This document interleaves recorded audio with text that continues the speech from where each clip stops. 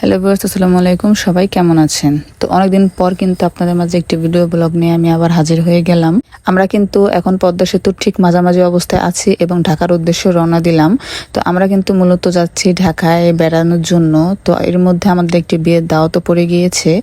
আর বিয়েটা কিন্তু সেই মানুষের না, এটা হলো আমাদের কাজিনদের মধ্যে সবার ছোট যে কাজিন, ওর বিয়ে। তো ওর বিয়ের অনুষ্ঠানে আমরা কিন্তু একেবারে শুরু থেকে চলে গিয়েছি, মানে যেদিন থেকে ওর মেহেদির অনুষ্ঠান শুরু হয়েছে। আর সবকিছু কিন্তু ঘরোয়াভাবে নিজেদের মধ্যে করানো হয়েছে, তেমন কোনো বড়ভাবে কোনো কিছু করা হয়নি। আমরা নিজেরার মধ্যেই, বাইরের কোনো লোক না। আর বিয়েটাও কিন্তু হঠাৎই একেবারে হয়ে যাচ্ছে, মানে সবকিছু হুটহাট, একদম তাড়াহুড়া, অল্প সময়ের মধ্যে সবকিছু। আর অনেক জায়গায় কিন্তু এই মেহেদির প্রোগ্রামটা করে, অনেক জায়গায় করে না। তো ওরা যেহেতু ঢাকায়া, তো ওরা কিন্তু মেহেদির প্রোগ্রাম করে থাকে। তো মেহেদি দেওয়ার জন্য কিন্তু মেহেদি আর্টিস্ট আনা হয়েছে এবং সেই কিন্তু আমার কাজিনকে মেহেদি দিচ্ছে। মানে আমার কাজিনরা দুই বোন এক ভাই, তোদের দুই বোনকেই কিন্তু একদম হাত ভরে, হাতের উপরের সাইড এবং নিচের সাইড, এদিকে মামি আর ভাগ্নের মেহেদি লাগানো হচ্ছে। এই তো। আর মামি তো একেবারে মামার নামটা ভালোভাবে দেখি মামি মামার নামটা দেখান ভালোভাবে, আমি দেখতে পাচ্ছি না। হ্যাঁ, দেখতে পাচ্ছি, দেখেন কি ভালোবাসা রে। এদিকে আবার মামাদের সাথে আমি একটু মজা করলাম আর কি। তো এরপর কিন্তু কারেন্ট চলে গিয়েছিল আর মেহেদি দিতে দিতে, মানে সবার মেহেদি পড়তে পড়তে অনেক রাত হয়ে গিয়েছে। তো বাইরে কিন্তু অনেক দমকা হাওয়া বাতাস বইছে।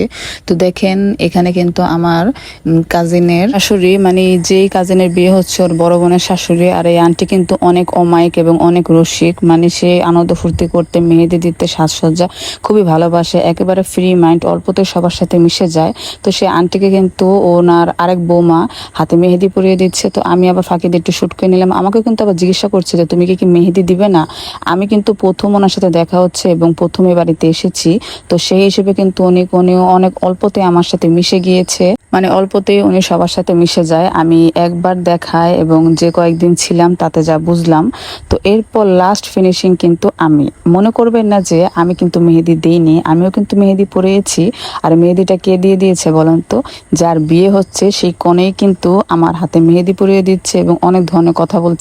আর দেখেন সবাই কিন্তু সবার হাতের মধ্যে যার যার বরের নাম লিখেছে। তো মনে করবেন না যে আমার বর দেশে নেই, তো এখন আমিও আমার বরের নাম লিখবো না অথবা ওনাকে ভুলে গিয়েছি, তা কিন্তু না। আমিও কিন্তু আমার বরের নামটা লিখেছি।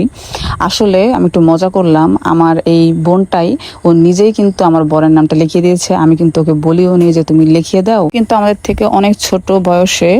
তো এখনো সে দুষ্টমি ভাব, মজার ভাব আর কি যায়নি। আর অনেকদিন পর আমাকে পেয়েছে, তো যার কারণে একটু দুষ্টমি করছে। তা যাই হোক, তো এর পরের দিন সকালবেলা আমরা, এই তো আমার ওরা দুই বোন, মানে এই হচ্ছে বিয়ের কনে আর এটা হচ্ছে ওর বড় বোন।